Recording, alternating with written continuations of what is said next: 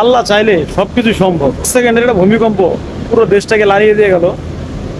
এখন চিন্তা করে দেখেন, পুরো ফ্যাক্টরি ছড়িয়ে গেছে।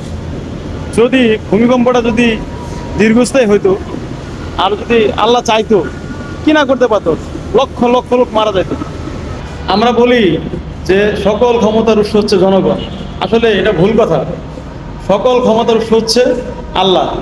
আল্লাহ চাইলে কি না করতে পারে, দেখছেন আপনার 10 সেকেন্ডের ভিতরে পুরো দেশ নাড়িয়ে দিয়ে গেছে। যদি ভাইসেস এর চেয়ে একটু মানে আপনার এটা যে মাত্রাটা যদি বেশি হইতো, তাহলে প্রত্যেকটা জায়গার কি পরিমাণ ক্ষয়ক্ষতি হইতো, কি পরিমাণ মানুষ মারা যেত, চিন্তা করে দেখছেন।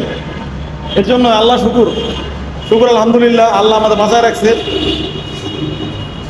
এর জন্য আল্লাহর কাছে লাখ লাখ শুকরিয়া, যাতে আমরা খারাপ কাজ না করি, ভালো হয়ে চলি, আল্লাহর দিন মেনে চলি, আল্লাহ কি বলছে সেটা করি, আল্লাহ যা না না করছে সেদিকে না যাই। যাই হোক, সবাই ভালো থাকবেন। ভূমিকম্প হয়েছিল 5.7 মাত্রা, আল্লাহ বাঁচিয়ে রাখছে, এর জন্য শুকর আলহামদুলিল্লাহ।